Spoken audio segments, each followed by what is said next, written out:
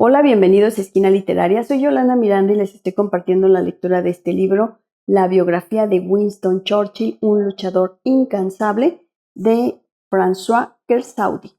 Estamos leyendo el capítulo número 5 que se llama Gentleman Acróbata y vamos a continuar. Es tan difícil, escribía Lord Curzon, encontrar un término medio entre la independencia y la lealtad. No se podría encontrar mejor frase para esta ocasión. Durante los siguientes 39 meses, Churchill, bien o mal, ejecutó un asombroso número de acrobacia para conciliar sus obligaciones y sus convicciones.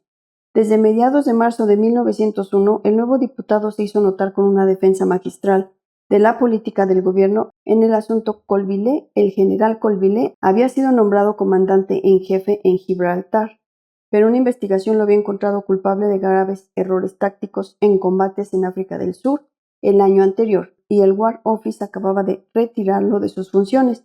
A la oposición que se levantó en contra de esta medida tan tardía como injustificada y reclamaba la constitución de una comisión de investigación parlamentaria, Winston Churchill, muy experimentado en este tema, le presentó dos argumentos de peso. Por una parte, existía efectivamente una deplorable tendencia de la jerarquía militar a tapar los errores de sus oficiales en el momento en que los cometían, lo que explicaba que los incapaces se descubrieran mucho después de los hechos. Por otra, el responsable de seleccionar, promover y remover a los oficiales era el ministro de guerra, y si el Parlamento se inmiscuía en sus prerrogativas, esto sería muy nefasto para la disciplina militar y para el mismo Parlamento.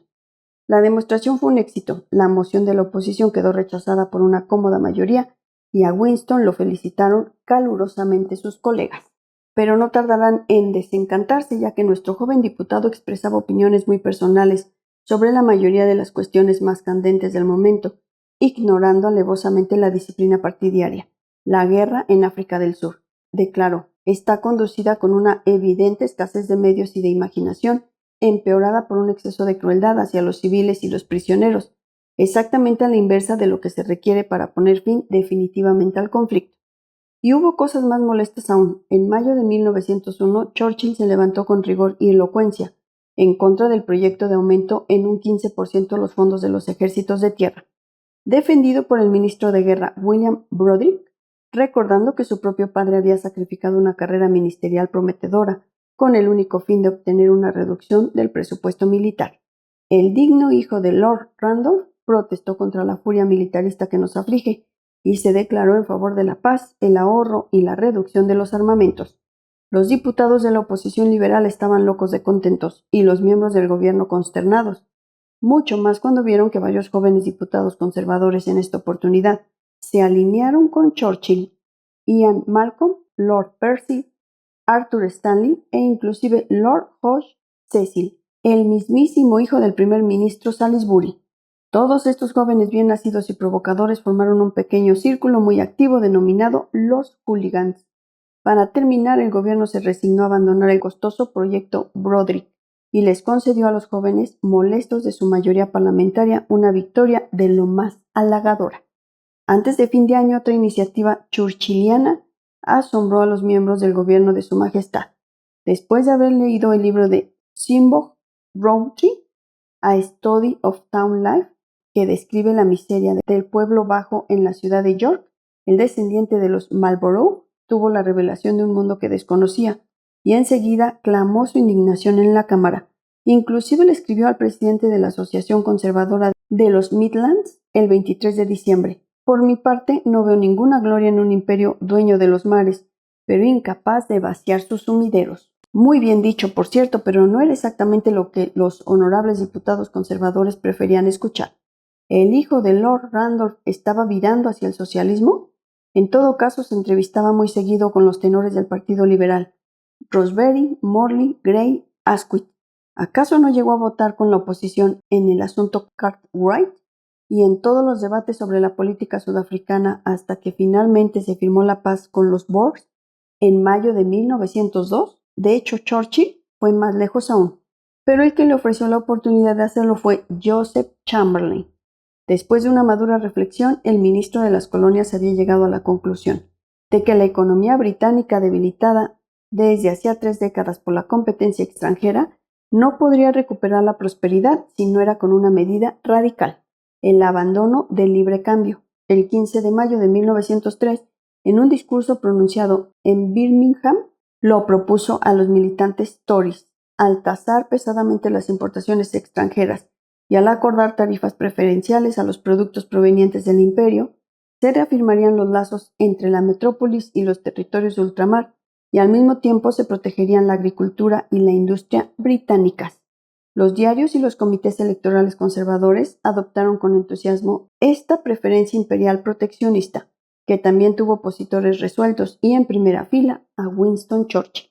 Después de haber estudiado de cerca la cuestión y de haber consultado a algunos especialistas, entre ellos el exministro de Hacienda Michael Hicks Beach y los altos funcionarios del Tesoro Francis Mowat y Edward Hamilton, Churchill lanzó una amplia campaña contra la preferencia imperial.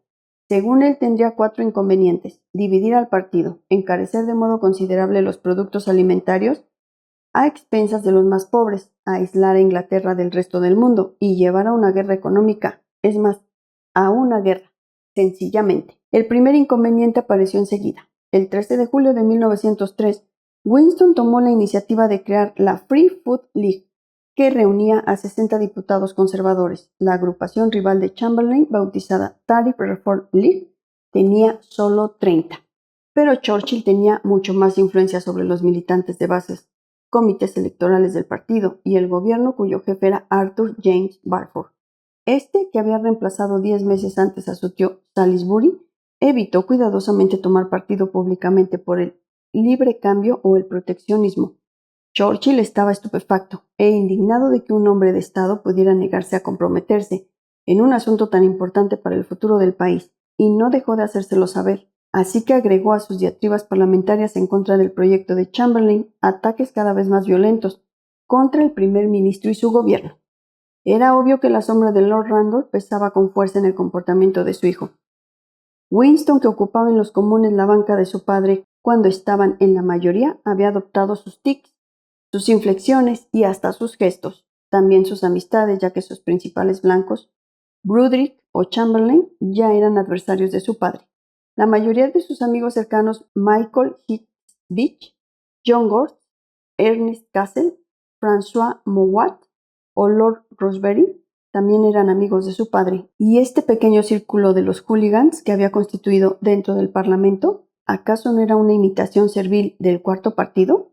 Esta lucha por la reducción del presupuesto militar no era la que llevaba adelante Randolph cuando dimitió. Este gran partido nacional con el que soñaba no era la expresión pura y simple de Tory Democracy a la que aspiraba el padre. En el departamentito de Winston en Mount Street, las paredes estaban cubiertas de fotos de Lord Randolph, cuya biografía había empezado a escribir 2 años antes. Sería superfluo añadir que sus ataques contra Chamberlain y Balfour se concebían en el más puro estilo paterno, simultáneamente sarcástico y sin matices.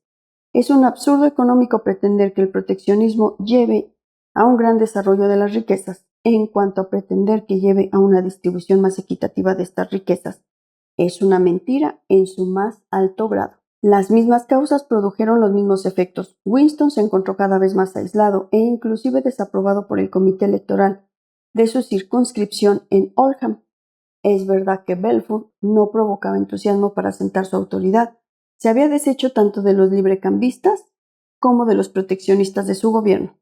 Pero por reflejo solidario, los ministros y la mayoría de los diputados y de los militantes conservadores se abroquelaron a su alrededor. Solo los librecambistas más convencidos del partido Tory se mantuvieron fieles a Churchill. Todos los demás lo evitaban. El 29 de marzo de 1904, el conflicto estalló abiertamente en los comunes. Cuando Winston se levantó para hablar, Arthur Balfour dejó la sala y detrás de él hicieron lo mismo los miembros del gobierno y la mayoría de los diputados conservadores. Churchill no esperaba una desaprobación tan completa por parte de su propio partido y quedó profundamente afectado por ello. 3 semanas más tarde sobrevino el drama. En medio de un discurso que se había aprendido de memoria con el tesón que lo caracterizaba, se detuvo en forma abrupta, con la mente en blanco, algo que nunca le había ocurrido antes. Desconcertado, solo atinó a buscar en los bolsillos las notas que no tenía. Balbuceó algunas palabras y luego se sentó con la cabeza entre las manos. A su alrededor reinó la consternación. Muchos diputados guardaban todavía en la memoria las penosas escenas que habían acompañado en el mismo recinto, en la misma banca, la decadencia de Lord Randolph 10 años antes. Al día siguiente se pudo leer en la primera página del Daily Mail: Churchill se derrumba. Escena trágica en la Cámara de los Comunes. Espero que les haya gustado la lectura de este libro, la biografía de Winston Churchill, un luchador incansable. Los espero en el próximo video para continuar con este y otras lecturas. Muchas gracias por escucharme.